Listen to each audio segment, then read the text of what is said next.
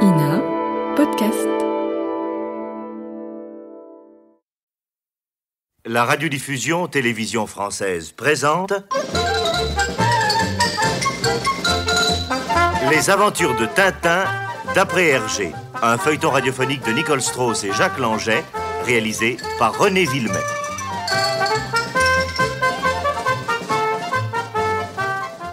Aujourd'hui, on a marché sur la Lune, 6e épisode.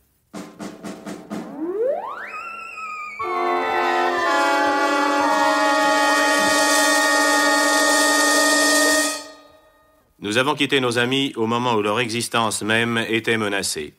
En effet, une grosse météorite a été repérée par le radar de la fusée lunaire et un signal sonore se déclenche. Cela signifie que l'aérolite fonce droit sur la fusée. Les yeux fixés sur l'écran du radar, nos amis voient le corps céleste s'approcher à une vitesse terrifiante. Une seule chance de salut, le bon fonctionnement du système mis au point par le professeur Tournesol et qui, en agissant sur ses commandes de direction, doit faire dévier la fusée. Plus que quelques secondes.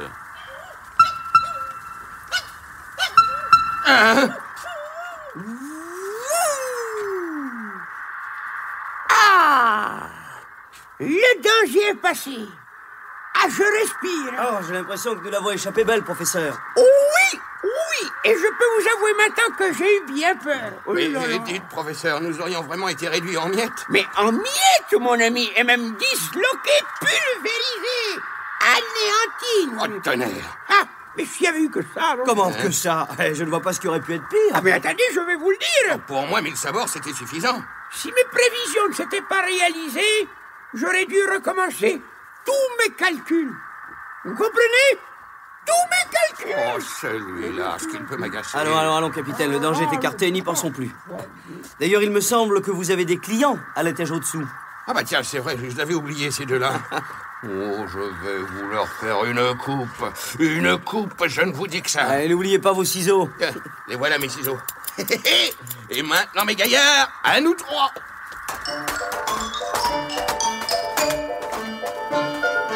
On se souvient que les Dupont-Dupont ont vu grandir tout à coup leurs cheveux, leurs barbes, leurs moustaches et leurs sourcils, et ceci dans de telles proportions que nos deux amis disparaissent maintenant sous une sorte de toison rouge, et la croissance continue.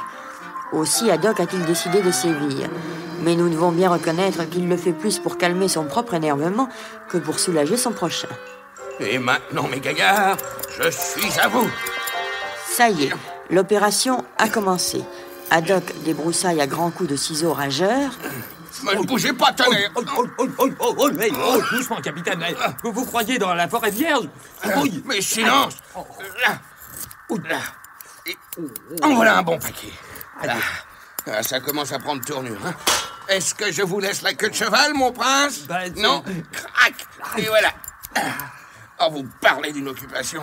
Ah, je me sens déjà plus léger. Quand on me demandera plus tard ce que je faisais sur la fusée lunaire, je répondrai, moi, j'étais garçon coiffeur. Oh, 1000 millions de 1000 sabords. C'est pas une paire de ciseaux qu'il faudrait pour couper des tignasses pareilles. C'est un sécateur ou une tondeuse à gazon. Encore quelques buissons, là, au-dessus de l'oreille. En voilà un de défriché. Alors, à mon tour, maintenant. Tenez, vous, regardez-vous dans cette glace pendant que je coiffe monsieur.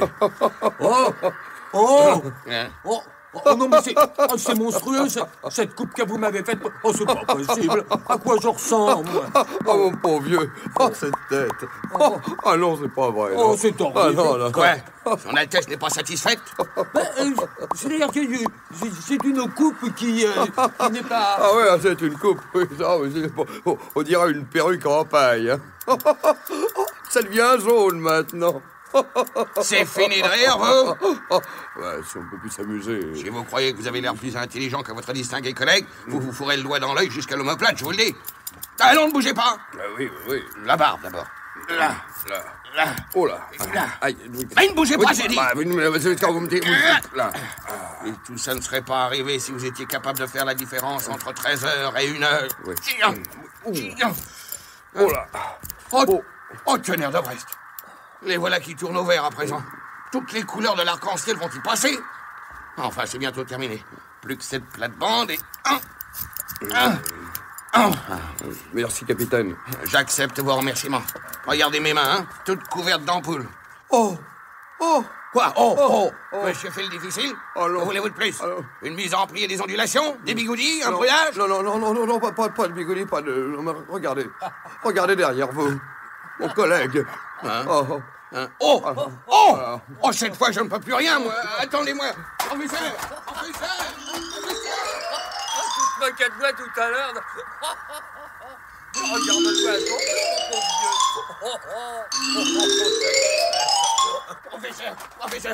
Professeur! Hein? Eh bien, que se passe-t-il? Professeur, il faut absolument faire quelque chose pour les Dupont. Leurs cheveux repoussent au fur et à mesure que je les leur coupe. Le temps d'en terminer avec un, tout est à recommencer avec l'autre. Attendez. Chut. Quoi? La Terre va parler. La Terre va... Ah bon? Bon, bien. Allô, ici la Terre. Fusée lunaire, écoute. Il vous reste encore 3 minutes avant la manœuvre de retournement. Nombris. Parfait.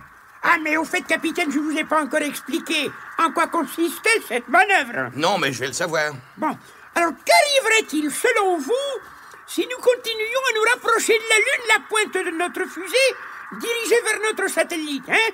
Alors dites voir un peu. Bah, je suppose que nous finirions par arriver, je suppose. Bien sûr, mais à la façon d'un projectile. Lancé comme nous le sommes à une vitesse prodigieuse, nous irions nous écraser sur le sol lunaire et il ne resterait plus rien de nous. Vous comprenez? Est-ce que c'est cela que vous désirez? Bon, je ne souhaite qu'une chose, mille sabords. Pouvoir respirer l'air libre et non plus votre air en conserve. Et je veux pouvoir fumer. Voilà tout ce que je souhaite. Oui, désolé, mais pour l'instant, ces deux souhaits ne peuvent pas se réaliser. Mais je le sais, tonnerre de Brest. Bon, alors très bien. Alors écoutez-moi. Nous allons simplement retourner notre fusée, c'est-à-dire lui faire effectuer un tête à queue. Bah, la fameuse manœuvre de retournement, quoi. Exactement. Alors pour ça, il suffit d'arrêter d'abord le propulseur principal et de mettre en marche un réacteur latéral. Ça aussi, allez-y. Voilà. Alors une fois la fusée retournée, le jet de notre moteur atomique sera dirigé vers la Lune et freinera notre descente. Ce qui nous permettra d'allunir tout doucement si tout va bien. Vous me saisissez, hein? Ouais, en somme, si je comprends bien, c'est la même chose que pour le départ. Sauf que c'est exactement le contraire. Il est toujours rigolo, le capitaine. C'est ce voyage qui me met en joie. Allô, ici la Terre. Ici, fusée lunaire, j'écoute. Attention. Il reste encore 2 minutes avant l'arrêt du propulseur principal. Entendu? Merci. Bon. Alors, messieurs, préparez-vous. Et vous, capitaine, dépêchez-vous d'aller chausser vos souliers magnétiques. Ah, c'est vrai, je vois ce que vous voulez dire. Alors sinon, lorsque le moteur sera coupé, vous allez recommencer à voltiger dans la cabine comme un papillon. Oh, très peu pour moi, merci. Mes chaussures sont à l'étage au-dessous, j'y vole. Non, enfin, j'y cours. Vite, il ne vous reste plus que beaucoup de temps. Non, ne vous en faites pas, fiston. Voyons le tabouret. Les godillots aimantés. Là. Voyons. Tiens, salut Milou, je t'avais oublié, mon vieux. Allô, encore 1 minute. Oh, maudit lâché. Oh, tant pis pour le nœud. Et l'une. Passons à l'autre. Là, et... Encore 30 et voilà. secondes. Et maintenant, enfilons ces croque-nous à semelle magnétique. Oh, pas besoin de chausse-pieds, ils sont d'une largeur. Encore 10 secondes. Et voilà la deuxième. 8, 7, Ça y est. Capitaine, vous avez eu le temps de mettre vos souliers? Ah, tout juste. Je n'ai plus qu'à les attacher. 4, 3, 2, Ce nœud. 1, Il va jamais. 0. Stop. Oh, trop tard, ça recommence, je papillonne.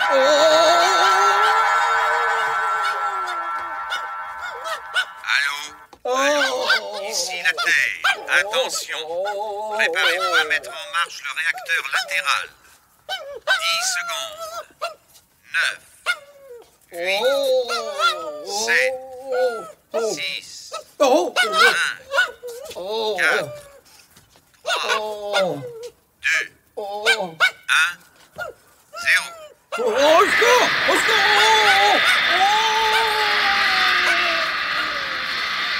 Dans le ciel étoilé, la première fusée lunaire vient de commencer la manœuvre de retournement. Le réacteur latéral, en crachant un jet de feu, la fait basculer. Sous l'énorme poussée, l'engin se retourne. Il va bientôt se retrouver la pointe vers la Terre et les ailerons vers la Lune. Attention, préparez-vous à couper le réacteur latéral. 10 secondes. 9, 8, 7, 6, 5, 4, 3, 2, 1, 0. Attention, préparez-vous à remettre en marche le propulseur principal. 10 secondes. Oh, mais ça finira donc jamais, cette gymnastique. Oh, vivement que je retrouve Moulinsart. 5, 4, 3, 2, 1, 0. Oh, oh, je tombe. En plein sur l'estomac. Hurrah! Allô, ici, fusée lunaire. La manœuvre de retournement a parfaitement réussi. Ah, qu'est-ce qu'il ne faut pas entendre, hein, Milou? Mon cher Moulinsart, où es-tu?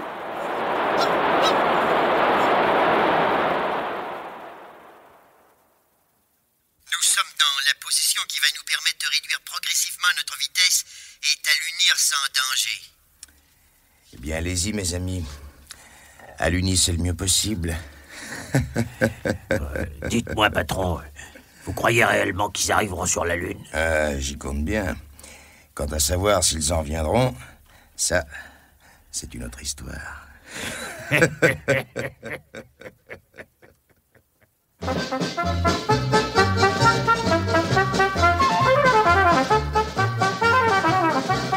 Les aventures de Tintin, d'après Hergé, un feuilleton radiophonique de Nicole Strauss et Jacques Langer avec Maurice Sarfati Tintin, Jacques Illing, le capitaine Haddock, Jacques Dufilot, le professeur Tournesol, Jean Carmet et Jean Bellanger, les Dupont-Dupont, Jacques Muller, Wolf, Marcel Bozuffi, Miller, Pierre-Olivier, Jo Labrosse, Robert Chandeau, le colonel Jorgen, René Berthier, l'opérateur, avec Milou. Chef opérateur du son, Jean-Just Forg. Bruitage et effets sonores, Joël Noël. Musique originale de Vincent Vial. Assistante, Josiane Clem. Réalisation, René Villemet.